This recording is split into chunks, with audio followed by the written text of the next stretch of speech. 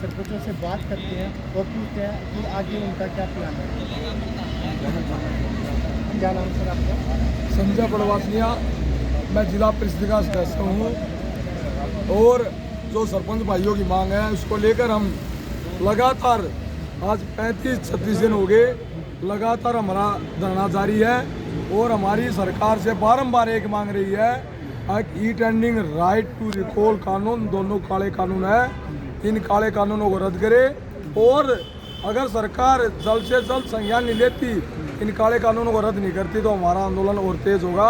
हम अमन अनशन पर बैठने की तैयारी कर रहे हैं। हम आर पार की लड़ाई लड़ने के मूड में हैं। हम किसी भी सूरत में इस आंदोलन को खत्म करने के उसमें है, आगे नहीं बढ़ने देंगे हम इसको। हाई कोर्ट का जो फैसला है उन्होंने रोक लगाने से इनकार कर दिया, उस पर आपका क्या कहना है? हाई कोर्ट का फैसला तो ये सरपंच देंगे, जब 1 साल रहेगा चुनाव के लिए असली फैसला तो उनके पास जाएगा। सरकार गिराने का काम हम करेंगे जब सारे मिलकर। अब देखिए जिला परिषद में 17-17, 18-18 गाँव है, ब्लॉक समिति में 2-2 गाँव है, सरपंच का प्रधान जो गाँव का प्रधान है, जब वो अपने स्तर पर जो बनने से पहले गाँव के विकास के लिए जो उन्होंने सोच रखा था, जो ग्रामीणों ने अपनी मांग रखी थी भाई गाँव का विकास इसी ढंग से होना है, ये कार्य है, जब वो काम करवाने में सक्षम नहीं तो पद का क्या फायदा।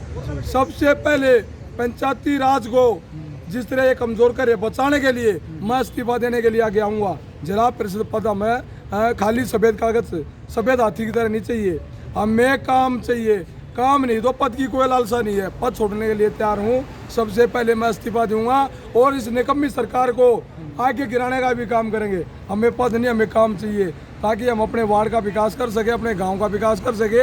और ये सरकार जानबूझ करो भाई से भाई को बिठाना काम करी है। अभी तक सरकार की तरफ से आपके लिए कोई मैसेज या कोई बुलावा बातचीत करने के लिए किसी तरह का कोई सरकार की तरफ से कोई एक्शन हुआ है इसमें? अभी तक कोई भी मैसेज नहीं आया है। और आज हमने मोहनलाल बड़ौली को जो विधायक जो है यहाँ से राई हल्के से हमने उनको ज्ञापन सौंपा मुख्यमंत्री के नाम। पहले हमने जिला उपायुक्त के नाम से भी सौंपा था।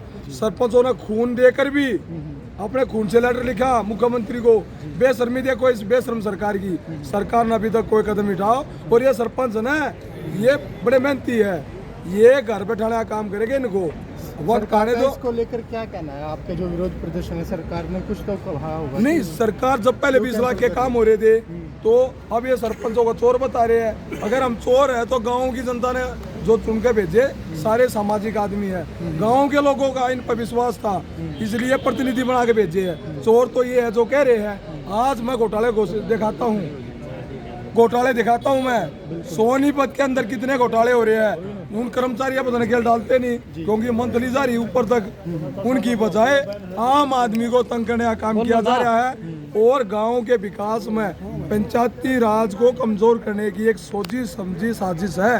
आप देखिए यूपी में, राजस्थान में, महाराष्ट्र में और दूसरी स्टेटों में बहुत ज्यादा पावर है पंचायती राज को, यहाँ तो कुछ भी नहीं है। हमें काम करने का जो अधिकार दिया गया वो अधिकार हमें मिले ताकि गांव का सुचारू रूप से विकास कार्य हो सके।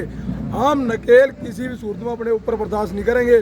जिस तरह एमएलए को कोटा दिया जा रहा है, अब आप देखिए उनको पत्ता कितना दिया जा रहा है और पूर्व विधायक पूर्व सांसद पेंशन ले रहे हैं। तो ये जो सरपंच है ये तो अपने गाँव का विकास मांग रहे हैं। हमें तो अपने गाँव का विकास चाहिए और विकास के लिए हमें स्वतंत्रता चाहिए, हमें लगाम नहीं चाहिए। हम लगाम किसी भी सूरत में मंजूर नहीं करेंगे और सरकार से दो हाथ करने के लिए तैयार बैठे हैं। अगर सरकार नहीं जाएगी, किसी नुमाइंदे को अंदर नहीं जाने देंगे गांव में, किसी मंत्री को अंदर नहीं जाने देंगे हम गांव के अंदर।